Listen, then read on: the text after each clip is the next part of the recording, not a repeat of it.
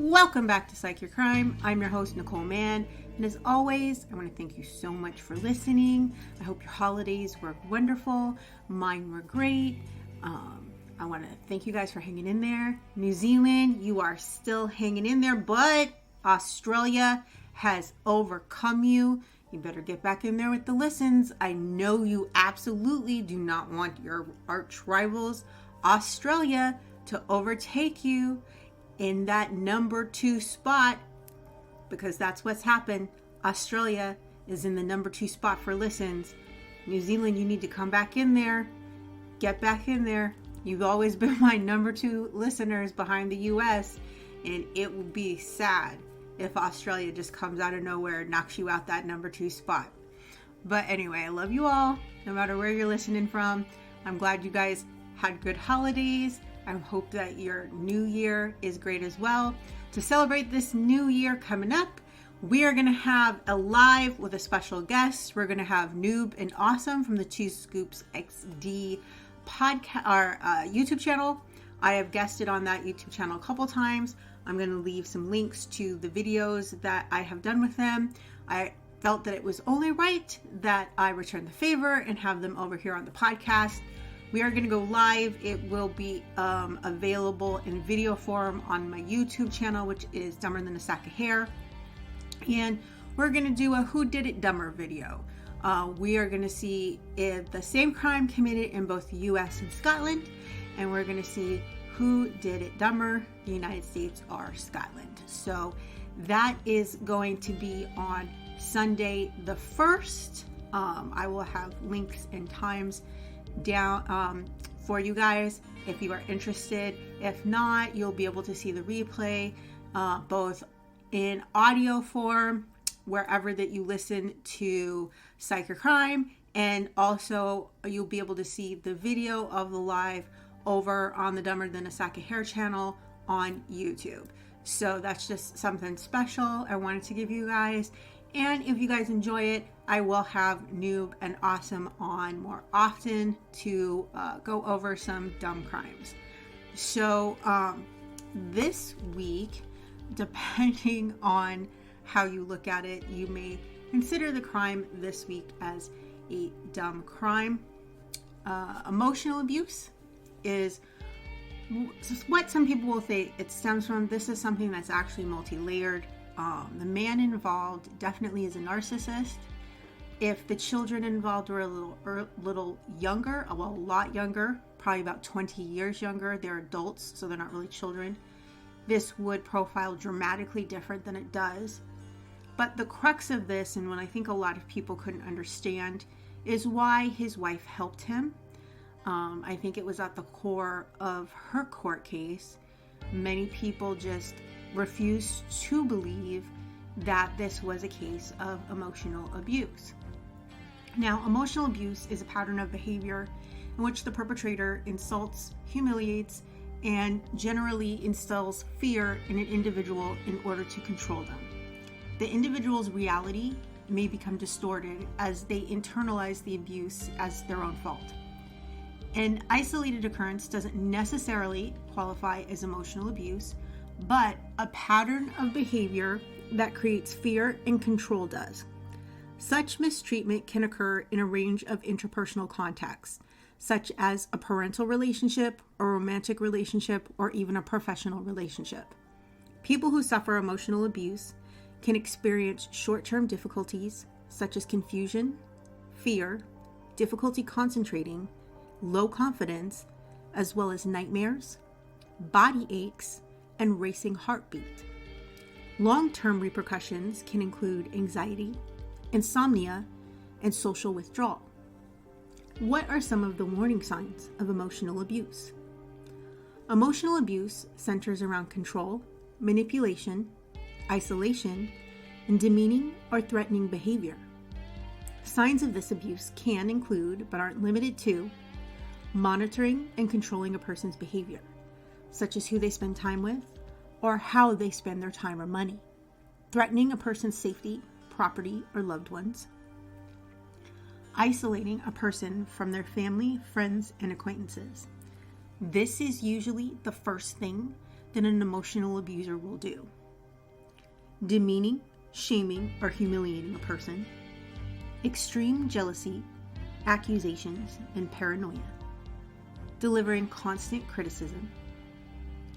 Regular ridicule or teasing. Making acceptance or care conditional on a person's choices. Refusing to allow a person to spend time alone. That is a big one. Emotional abusers don't want you to get time alone, because if you get time alone, you get time to think and you get time to realize how the things they're doing truly make you feel. Thwarting a person's professional or personal goals. This is another big one. If you have career goals and they can stop you from reaching your ambitions, it just makes it easier for them to make you believe that you don't have worth or that you have less worth than you thought. And this goes hand in hand with instilling self-doubt and worthlessness. And they can undermine your professional goals or even your personal goals. It's much, much easier for them to instill that self-doubt. Gaslighting, aka making a person question their competence in even their basic perceptions of what's happening around them. What are the subtle signs of emotional abuse? Sometimes emotional abuse doesn't involve overt threats or vigilant monitoring. More subtle signs that emotional abuse may be occurring in an important relationship to you include regularly judging a person's perspective without trying to understand it, relying on blame rather than improvement, regarding the other person as constantly inferior, frequently being sarcastic to them, and telling the other person how to feel in an attempt to be helpful. I think we all know this person, and this is a person that is regularly called the pick-me. You know, whenever you'll say something, they'll be like, but do you though? Do you really like that? Or you'll say, I think I need to lose a couple pounds. They'll be like, but really though? Do you? Do you need to lose a couple? Or do you need to lose 10? Like, that's what they call the pick-me. So that person who's trying to undermine you by being helpful, they're not really being helpful, they're just being hurtful. Or that person who's truthful, quote unquote, but instead they're just being cruel. Perpetrators of emotional abuse consistently criticize, shame, and humiliate in order to gain control and power within a relationship. They may yell, call them names, or level baseless accusations against them. They may act jealous, possessive, or monitor the person's whereabouts and communication by checking their phones. An emotional abuser may gaslight their victim into believing that their unhappiness is their own fault, and they often seek to isolate them from friends and family to prevent the person from getting reality checks or broader perspectives on their relationship. And another tactic that they use quite often, if there is an outside influence, a friend that they can't isolate you from, a parent, is they'll convince you that the person just doesn't like them, or especially if it's a friend, they're just jealous of our relationship. It's because they're single. It's because they're broken and they're damaged and they can't find what we have, is a big one.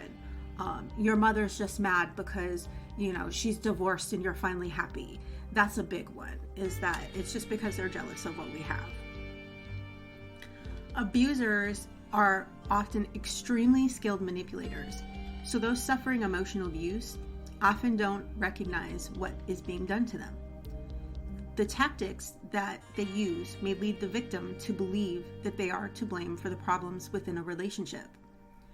These patterns occur consistently and often relent only when the victim understands the manipulative behavior and threatens to leave or actually ends the relationship. Gaslighting constitutes a special form of emotional abuse. By manipulating the victim to doubt his or her own sense of reality, continually saying things like, that's not how it happened, or you're crazy. I don't understand how you could possibly believe that. The gaslighter asserts control over the relationship, leading the victim to rely on the perpetrator for their sense of reality. Gaslighting can instill confusion, self-doubt, anxiety, and depression. Abusers deny their harmful patterns of behavior and blame their victims. They tend to be possessive, hypersensitive, and have a strong need for control, which motivates them to wield power within the relationship. Abusive tendencies may stem from deep insecurities or a mental health condition, such as a cluster B personality disorder, like antisocial disorder or narcissistic personality disorder. Emotional abuse and physical abuse can sometimes co-occur, but not always. Emotional abuse, however, often precedes physical violence, which only begins after emotional assault tactics fail to control a person's behavior. Which means, take emotional abuse as a warning sign that physical abuse could follow, but won't necessarily. That doesn't mean stay so that you can continue to be emotionally abused and congratulate yourself that you found someone who will only emotionally abuse you and never put their hands on you. It means get out. It's still a massive red flag factory.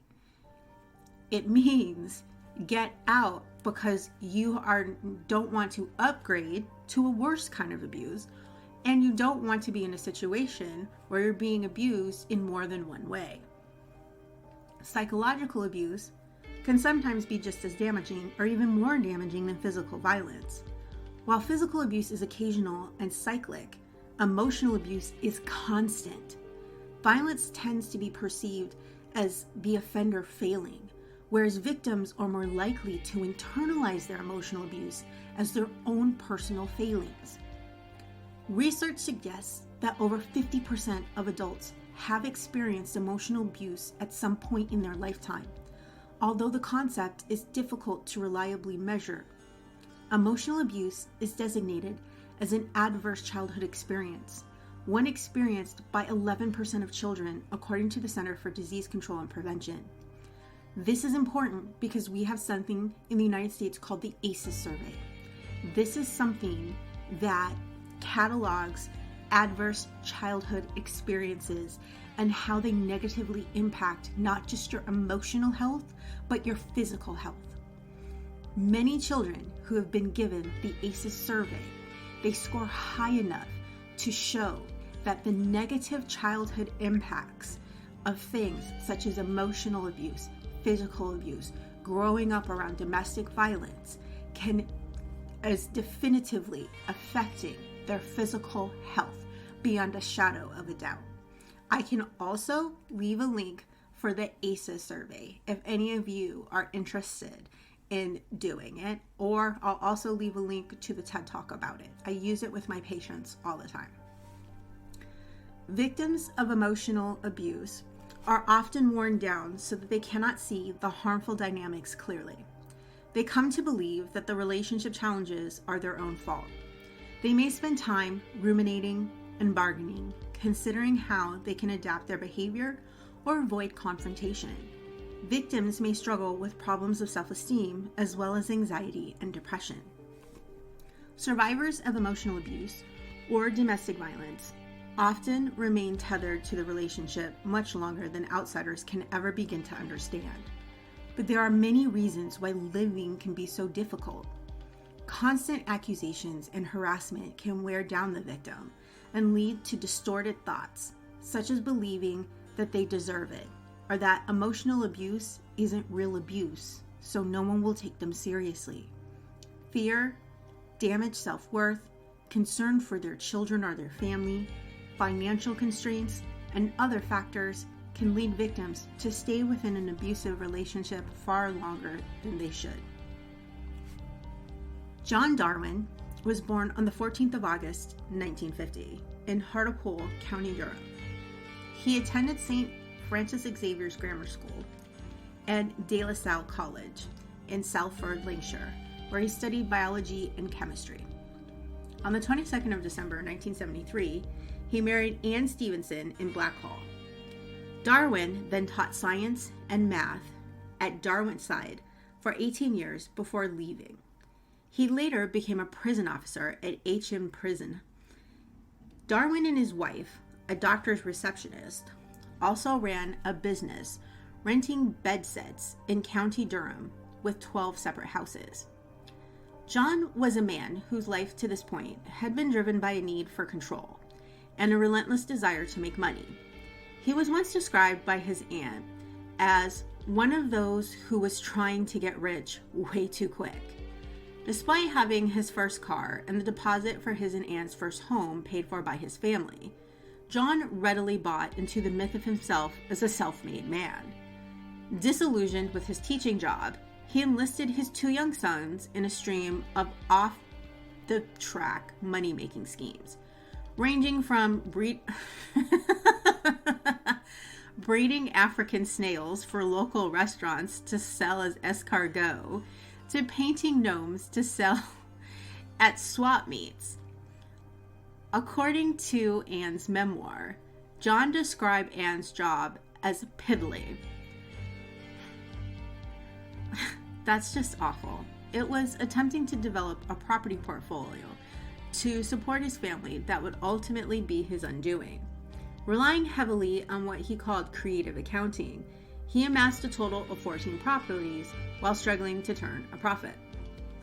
His desire to constantly expand his property empire meant regular moves, leaving Anne isolated from her one close friend from school and treated more like a student than a partner. Through his teacher training, he had learned how to control disruptive students, and that's pretty much how he made me feel, Anne recalled in her memoir. Darwin was last seen paddling out to sea in his kayak on the 21st of March 2002 at Seaton Carew. Later the same day, he was reported as missing after failing to report to work.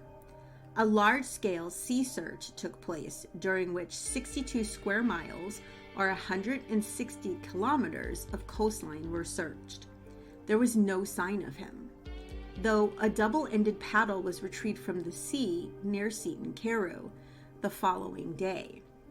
Later, on the 22nd of March, the wreckage of Darwin's kayak was found. The North Sea was unusually calm, and rescuers were extremely puzzled how his kayak could have gotten into trouble during such conditions. During the years that Darwin was presumed dead, he lived for some time in a bedset next door to his family's home. He then secretly moved back in with his wife Anne in February of 2003. Suspicions were aroused when initial calls were made from the Metropolitan Police to the Cleveland Police, the force that John's 2002 disappearance had first been reported to. Months previously, Cleveland's Economic Crime Unit had received a tip-off that John might not be dead. There had been reports of odd behavior from his wife Anne, a timid woman whose neighbors believed that while John was still around, wouldn't even go across the street to the shops by herself. First, a colleague from her former job as a receptionist for a doctor claimed to have overheard Anne taking hushed calls from a man that she was convinced was her husband. Then, after his life insurance paid out to the tune of $250,000, a tenant of the block said that he recognized Darwin and asked him, "Aren't you supposed to be dead?" To which he said, "Don't tell anyone." He later stated that he didn't come forward and tell the police because he just didn't want to get involved. In 2004, the Darwins decided to look into moving abroad, thinking about Cyprus. John Darwin applied for and obtained a passport using the false name John Jones, but he used his real home address. That's insane. I'm going to apply for a fake passport. I'm supposed to be dead, but I'm going to use my real home address? That's narcissism for you. I don't think I'm going to get caught. So I'm going to do little things just to see if you're going to catch on to who I am and what happened. That's absolutely ridiculous. In November 2004, the couple visited Cyprus to investigate buying property there. In May of 2005, an angler named Matt Audie claimed to have met Darwin, who was going under the name John Williams at a lake near Penzance, Cornwall. When back at home, Darwin is reported to have spent most of his time on the internet. This new identity of his allowed the couple some sunny Mediterranean retreats. But trapped in an ultimately toxic relationship, John began searching for another escape. That escape came in the form of Kelly Steele, a married American woman. She told him about the cheap price of land in her home state of Kansas and became his new fixation. Aware of the flirtatious nature of John's conversations with Steele, Anne snapped at him. "Fine then, go. Find someone else. I don't care. She's welcome to you. Let her deal with having a dead man hang around the house all the time." When they argued about the new plan, she became increasingly upset, which was uncharacteristic for her. She normally was quiet and reserved. John took the outburst as an invitation. Like I said, she was normally quiet and reserved. Soon afterwards, he booked a 2-week-long trip to the Midwest of the United States. And within minutes of arriving at her home, Kelly Steele's, John began to undress in full view of her and her family. Remember, this woman is married. Before being rapidly ejected, I'd rapidly eject him too if he just walked in my house and took his clothes off. Wow. Okay, narcissism. It'll do that. Hoping to ensure that their partnership was strictly business, Steele agreed to go in on a $50,000 joint purchase of land with an attached farmhouse before his return. His sexual advances rebuffed, and unhappy with the lack of immediate return on his investment, John returned to the United Kingdom and resorted to sending aggressive and threatening emails to Steele from his bedsit across the Atlantic. What did he think was going to happen? This is what is flooring me. The fact that this man just thought he was going to show up in the U.S. to a married woman's house where her children and her husband are and just take off his clothes and she was just going to fall into his lap. That's absolutely ridiculous. By that November, Darwin was back in the UK, and he then flew from Newcastle to Gibraltar and then traveled to El Puerto de Santa Maria to look into a 45,000-pound, 42-foot catamaran that he was considering buying from boat dealer Robert Hopkin. Just no care in the world. I'm just going to fly around the world, not even try and hide and pretend like I'm dead. I'm just living my best life while my wife is back there worried that she's going to get caught and go to prison. I've no concerns in the world.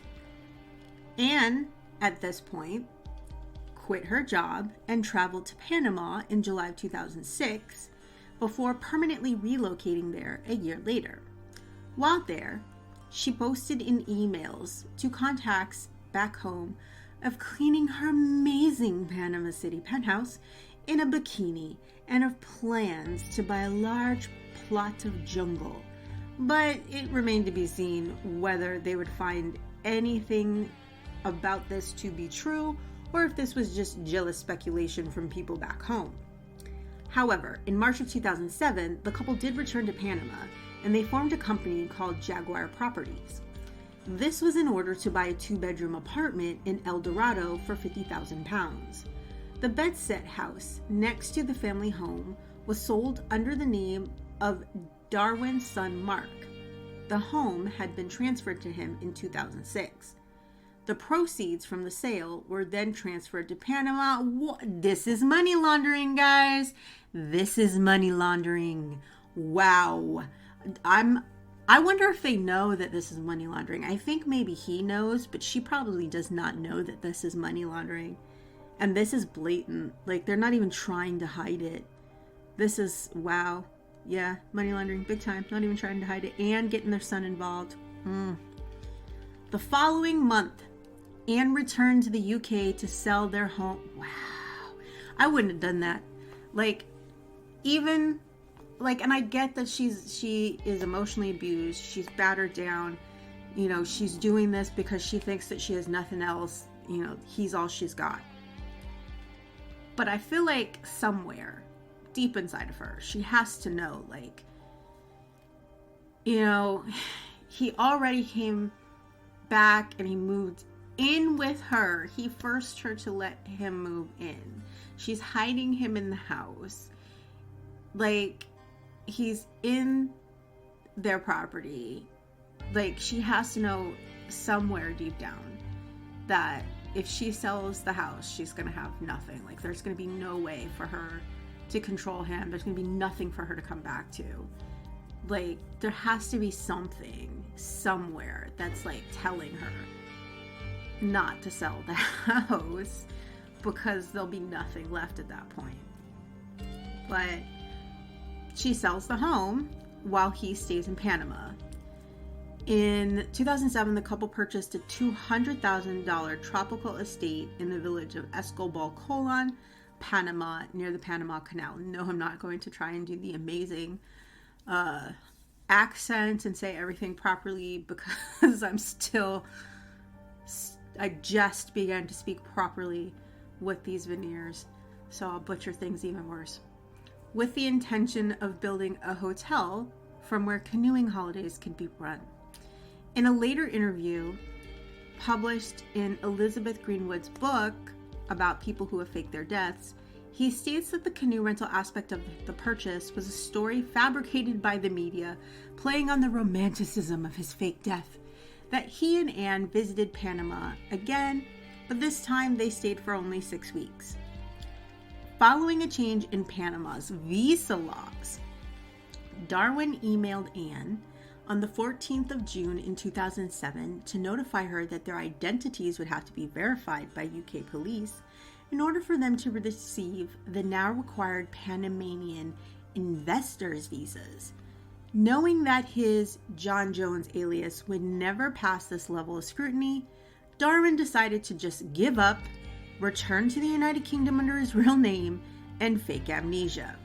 Now, this is the point where you have to understand that everything just kind of fell down around them. Like, first of all, he's convinced it's going to be fine. Like, he's telling her, I'm going to come back and just fake amnesia. It's good. She, on the other hand, is panicking. She's absolutely losing her mind. This is the moment that she knows it's not going to be okay. It was never going to be okay. And clearly he never cared about me. He never cared about what could happen to me. At this point, she reports to telling him multiple times, if you come back, I'm going to prison. If you come back, no matter what happens, I'm going to jail. If you come back, no matter what, I'm getting arrested. And he keeps telling her, no, no one will know, I'm faking amnesia. She even reports telling him, amnesia does not work like it does on TV. She is correct. What they show on TV is not how amnesia works. I have had more than one patient with amnesia. There's different types of amnesia. There's different things that cause amnesia. Whether it is from head trauma, from overdoses, and the way it's often depicted in TV, like, it's depicted in different ways, but it's always not depicted correctly. I always love when someone wakes up and after 15 minutes, the doctor is like, you have short-term retrograde amnesia. How do you know that in 15? You cannot possibly know that in 15 minutes. It takes a while. It takes more than one visit of a doctor talking to you, of running tests on your memory. They ask correlation questions, trying to find out if current cultural things mean anything to you. Like, they break it down into eras, and they ask questions about certain cultural things, certain historical things that happen, and they ask what it means to you. And like, if you have memory of that time frame, then you're going to have the right answer. But if you're answering, they can also tell if you're faking it based on the kind of answers or the way that you answer.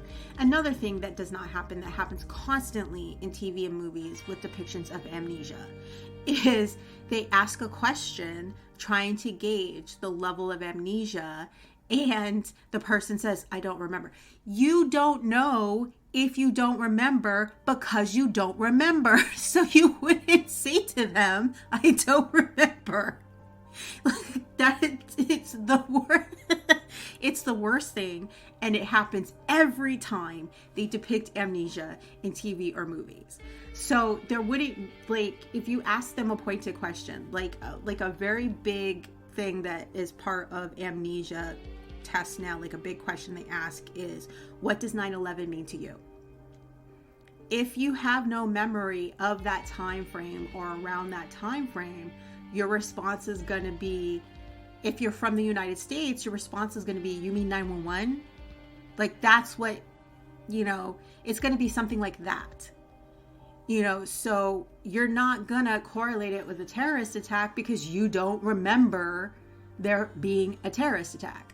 So like when they show these kind of tests on TV and movies, they'll be like, what did you do 2 weeks ago? I don't remember. No, you would never ask them a question like that because that's not how you gauge memory. It's so easy to fake that. When you're like, what did you do 2 weeks ago? I can just look at you and be like, I don't remember. People use that as an excuse. Do you know how so many of my patients, when they don't want to answer questions, just look at me and say, I don't remember. Like, that's an excuse. That's not, so it's so unrealistic. They never depict it properly. When we talk about short-term memory could be anything from you not remembering, one day to you not being able to remember 1 year. 1 year is a very short-term period of time. When we're talking about long-term memory, that could be you not remembering your childhood due to trauma, or you not remembering, just a 10-year stretch of time. But they always say things like, they don't remember anything before meeting you. How do you know the exact day in which they started remembering things? You can't quantify amnesia in memory. You can give an estimated time frame around which you can say, well, it seems like the memories that, they start remembering around this time period, and it takes a long time. And it's difficult to quantify there is no exact point. I'm sorry to break it to you, but people's brains do not work like computers. There are no points at which you can restart it or that you can go back. There's no restore points for your brain. Okay, that's not how your memories work. So you can never find out the very much exact point in which people are remembering things. So whenever somebody can tell you the exact point from which they remember stuff and the exact point, it's bullshit. They can give you an estimated timeline. They can be like, well, I remember stuff from around this time period. I remember stuff. That is really how amnesia works. There's time frames, but not exact points, because our brains and our memories don't work like that. Like, our memories don't come that way. There's no restore points. There's no exact points. So I always get infuriated when I watch TV shows or movies and they're dealing with amnesia, because it is always so incorrect. So the idea that he thinks he's just going to walk into this police station and be like, I have amnesia, and they're going to be like, oh, okay, cool. Yeah, we give you all kinds of life insurance because you had amnesia. No, they're immediately going to know you're full of shit. Like 100%, and they will have no sympathy for you. None. So despite the fact that they had already started an investigation because they were suspicious that he was alive, people had been making calls, like I said before. Anne had sold all their properties, so she had nothing to go back to, was absolutely terrified she was going to get arrested. And so when she went back, she had to express surprise, joy, and elation at the return of her missing husband. But despite this, like I said, there was an investigation. There was a coroner's inquest into his supposed death, which was authorized by David Blunkett, who was the Home Secretary at the time. There was an investigation into the 150,000-pound coastal rescue mission that had gone on for days after his reported disappearance. Neither the Met or the Cleveland police were any closer to understanding what had happened, how he was found dead.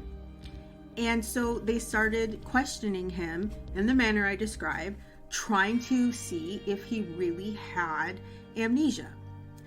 The initial questioning suggested that he wasn't going to help them because, like I said, they asked questions like, what does 9/11 mean to you? His response was 20. It's not how someone with amnesia would respond, because he recognizes they're trying to trick him. He recognizes they're trying to get him to answer a question about a period in time. So rather, he can't say, I don't know. He can't say, I don't remember, because that would show he clearly does remember, because he's saying, I don't remember. So instead, he's giving numerical answers, which does not make sense as well. Then they said, what does 7/7 mean to you? He said 14. Once again, medical examinations recorded into his current symptoms do not match those of a person with amnesia. So this is what I'm talking about. When you fake amnesia, they have very specific questions that they ask you to try and gauge how severe your loss of memory is. And when you try and fake it, they can tell, because your symptoms and the way that you answer the questions do not match those of an amnesia sufferer. This is not something you can fake. As much as they try and show you in TV and movies, you can't. You cannot fake amnesia. Darwin's cover story unraveled after the Daily Mirror published a photo of both Darwins taken in Panama in 2006. The photograph had been discovered when a member of the public searched for the words John, Anne, and Panama in Google Images. Jesus. They're bad at this. They're very, very bad at this. The photo had been featured on the website movetopanama.com and was brought to the attention of the Daily Mirror and the Cleveland police. Anne reportedly confirmed that the photograph was of John, saying, yes, that's him. My sons will never forgive me. Like, she shows remorse. Like, she knows her sons are going to hate her. She shows remorse. She's terrified at the prospect of jail. The fact that she has begged him multiple times not to go through with certain aspects. At one point in her book, she even discusses in the beginning asking him not to do it, asking him why he did it. And he tells her point blank, like, their children are gone. They're out of the house. It's not like they had children to support. He basically tells her that, they've gotten into some trouble with the properties, and she's like, then sell them. And he tells her point blank, he bought bad properties and they don't have the money to fix them up, and no one will buy them the way they are. And the only thing they can do at this point is file for bankruptcy. But he won't. And she's like, I don't understand. Why not? And he's like, my reputation can't handle that. She's like, what? Look, who are you? That your what reputation? Dude, look, I could file for bankruptcy tomorrow and no one would care, including my creditors.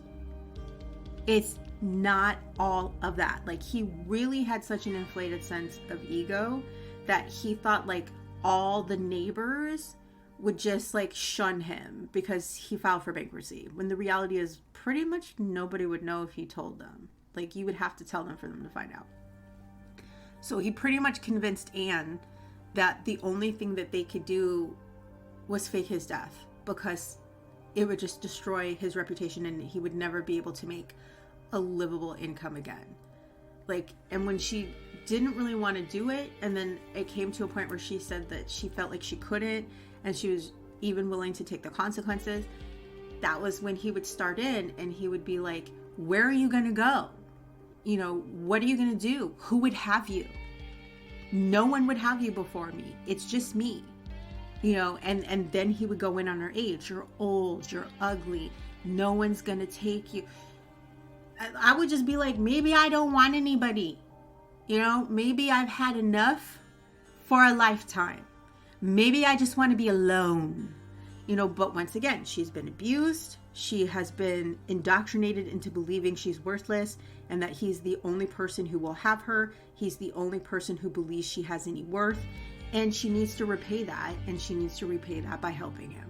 And that's where that devotion and spending all these years, putting this plot through, getting the insurance money, letting, and a lot of people think it's nonsensical. A lot of people think, why? How could you possibly help this man fake his death? How could you possibly, help him buy properties and invest? She really didn't feel like she had a choice. She felt like this is it. This is all she deserves. And that's it. And it wasn't until he decided to come back that she realized he does not give a shit about me. He doesn't care if I go to prison. He just doesn't care. This was never about having a great reputation so he could provide it for me. This was about him doing what he wants for himself. It's sad that facing jail time is what made that recognition hit, but it's really what happens with a lot of emotional abuse cases, is something extreme needs to happen many times. So, like I said, she expressed remorse several times throughout this, especially, like I said, at the end, it was her who basically, let them know that, yeah. The police then arrested her husband at his son's house.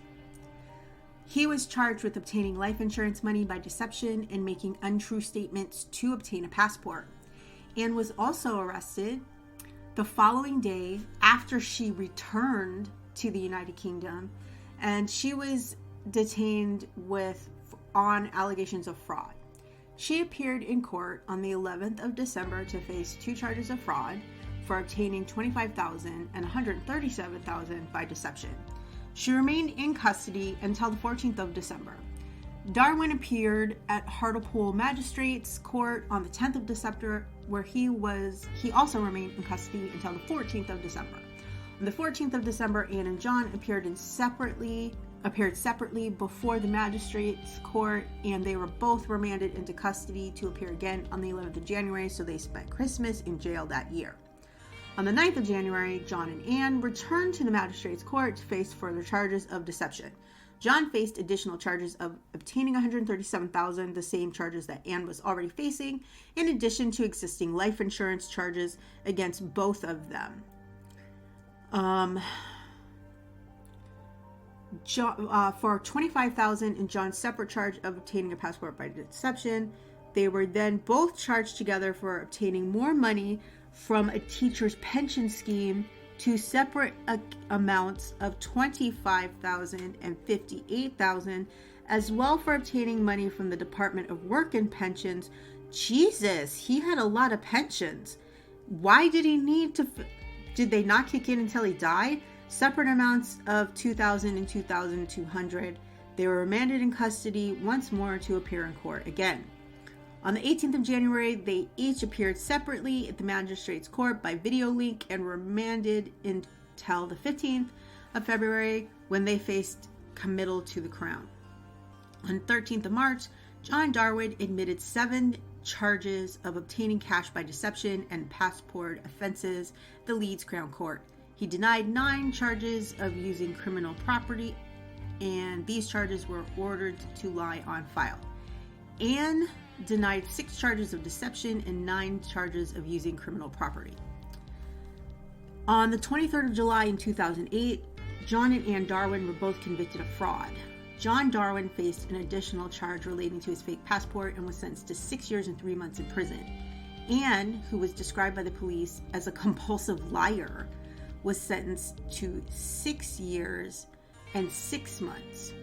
Both appealed against their sentences, and on the 27th of March 2009, both appeals were denied by the Court of Appeals. Anne was imprisoned at HM Prison, Low Newton.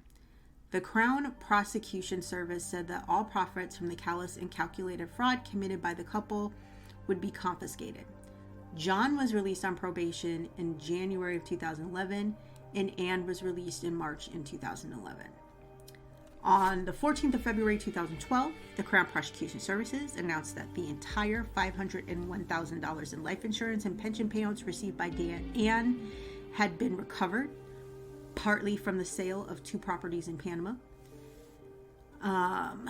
They said that it's important that fraudsters see that not only will we prosecute them wherever possible, but we will also make every effort to retrieve their ill-gotten gains, to return them to those that they have defrauded. In April of 2014, it was reported that John Darwin had repaid just 121 pounds from the 679,000 the judge had ordered him to repay. See, Anne was on it. She's like, sell it. Do what you got to do.